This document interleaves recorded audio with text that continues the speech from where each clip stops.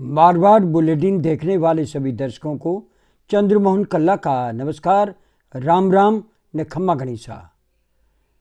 आज के समाचारों में वागड़ में प्रियंका गांधी ने मारवाड़ी में राम राम सा बोल करके खम्मा गणी बोल करके लोगों को आकर्षित कर लिया और उनकी खूब वाहवाही हुई।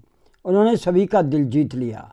उन्होंने कहा कि धर्म के आधार पर राजनीति से देश को तोड़ा जा रहा है, जिसे हम सभी को मिलकर के रोकना होगा। चुनावों के समय आपके जज्बातों से खेला जा रहा है और इन जज्बातों पर काबू करते हुए आप सभी धर्म के हैं, हम और आप भी धर्म मानते हैं, लेकिन धर्म के आधार पर वोट मत दें। आप वोट उसको दें जो कि आपके लिए काम करे, आपका विकास करे, जैसा कि राजस्थान में मुख्यमंत्री अशोक गहलोत ने किया है। और आने वाले समय में सरकार रिपीट होती है तो 7 ऐसी योजनाएं लॉन्च की है जिसको लेकर के आप सभी जानते हैं कि विकास कौन करा सकता है। और जो भी सत्ता में आने के लिए प्रयासरत हैं, क्या उन्हें पता है कि उनमें कितने लोग शिक्षित हैं, कहाँ से उन्होंने डिग्रियां ली है और किस स्कूल से, किस विश्वविद्यालय से वे पढ़े हैं, ये नहीं जानते। लेकिन हम जानते हैं कि देश में धर्म के आधार पर बांटा जा रहा है और हम लोग सभी इस धर्म की आड़ में आकर के उन्हें जिता रहे हैं। अब ये किस्सा रोक दीजिए। उधर उदयपुर में मुख्यमंत्री अशोक गहलोत ने रोड शो किया। मेवाड़ की धरती जहां पर भारतीय जनता पार्टी का परचम लहराता है, वे सड़कों पर घूमे और जमकर लोगों ने उनका स्वागत किया है। इस तरह से मेवाड़ की धरती पर मुख्यमंत्री अशोक गहलोत ने कांग्रेस की जड़ें मजबूत करने का काम किया है और उन्होंने कहा है कि अभी कुछ किया है, आने वाले वक्त में और भी कुछ करना चाहते हैं। मैंने 5 साल तक आपको झोली फैला करके जो भी मांगा वो दे दिया और आने वाले समय में सरकार आप रिपीट कीजिए, बाकी का काम मेरे पर छोड़िए। अब हम इन सब से अलग एक ऐसे टॉपिक पर जाते हैं जिस टॉपिक में इस बार तहलका मचा रखा है, वो है हनुमान बेनीवाल। हनुमान बेनीवाल ने जाट लैंड में जिस तरह से अपना धुआंधार प्रचार किया है, वो कई सीटों को प्रभावित करते नजर आ रहे हैं। हम आपको बता दें कि 51 वर्षीय आरएलपी नेता हनुमान बेनीवाल पश्चिमी राजस्थान की जाट राजनीति में पिछले कुछ सालों में एक बड़ी फोर्स बन करके उभर करके सामने आए हैं। मिर्जा और मदेरणा परिवार का राजनीतिक कद जिस अनुपात में घटा है, उसी अनुपात में बेनीवाल का बढ़ा है।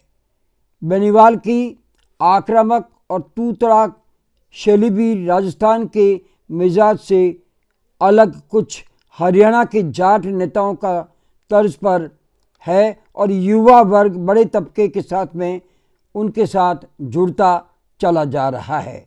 हम आपको बता दें कि बेनीवाल का फोकस नागौर, बाड़मेर, जोधपुर और बीकानेर में अपनी बिरादरी का एक छात्र नेता बनने पर है और एक क्षेत्रीय दल की तरह जाट बहुल क्षेत्रों में जिस तरह से आरएलपी दस्तक दे रही है, ऐसा पिछले चुनाव में भी नहीं देखा गया था।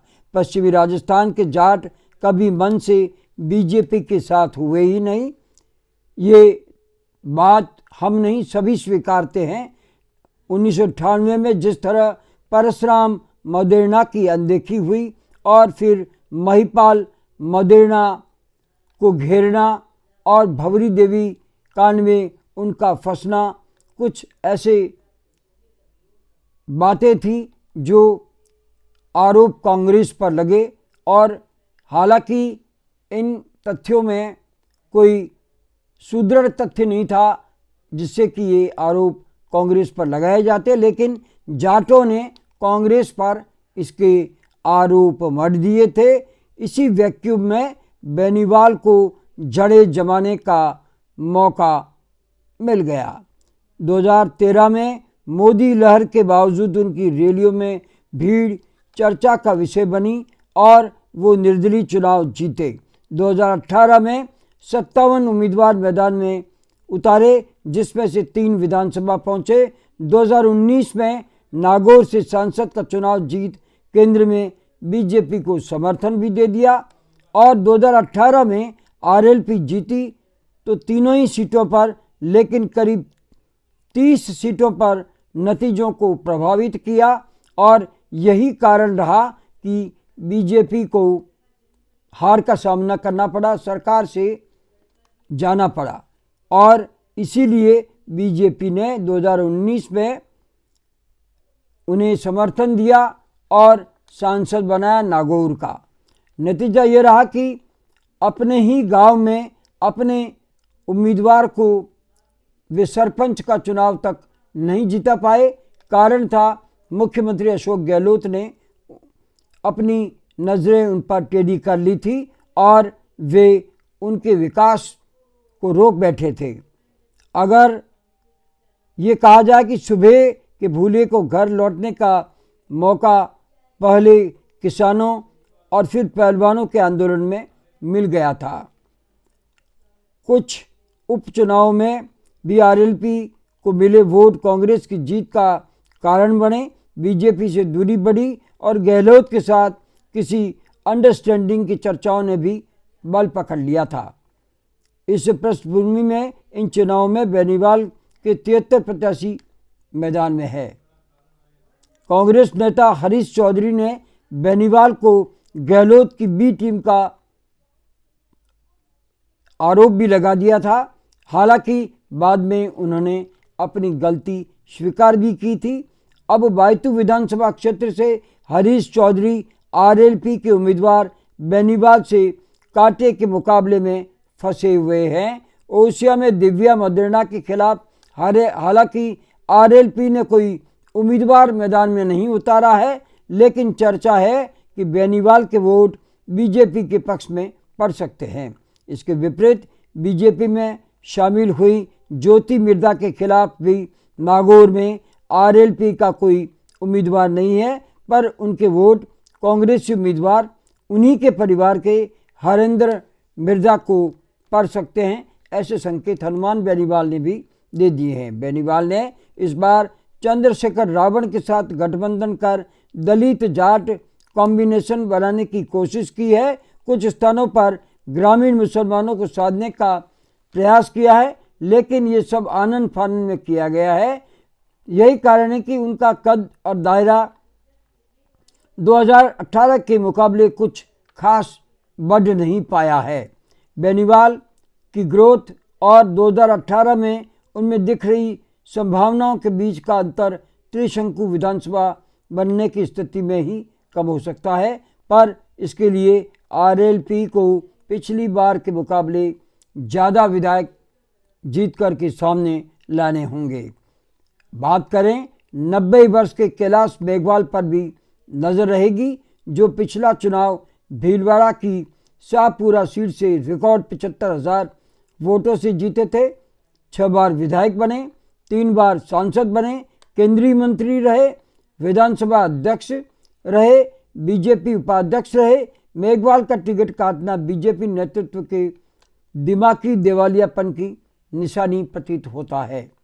हम आपको ये भी बता दें कि कभी भैरों सिंह शेखावत के राजनीतिक हनुमान रहे मेघवाल ने 2018 में वसुंधरा पर भ्रष्टाचार के सीधे आरोप लगाए थे और करीब दर्जन भर सीटों पर बीजेपी को हार का कारण बना था। यह भी विडंबना है कि जिन अर्जुन मेघवाल पर आरोप लगाने के कारण उन्हें बीजेपी से सस्पेंड किया गया है, उनको कभी वसुंधरा ने ही कैलाश मेघवाल का कद छोटा करने के प्रयास में आगे बढ़ाया था। आज अर्जुन मेघवाल वसुंधरा के विरोधी बन करके उभरे हैं। ये राजस्थान में कुछ समीकरण थे जो मारवाड़ बुलेटिन ने आपके लिए पेश किए हैं। आपको ये बुलेटिन कैसा लगता है? अगर आपको ये बुलेटिन पसंद है तो इसे सब्सक्राइब करें, लाइक करें, शेयर करें और इस चैनल को बढ़ावा दें।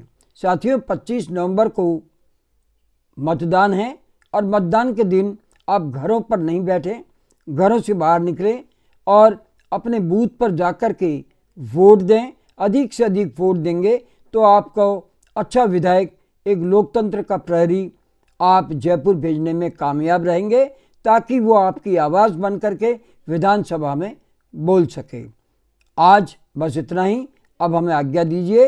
नमस्कार, जय हिंद, शुभ रात्रि, शब्बा खैर।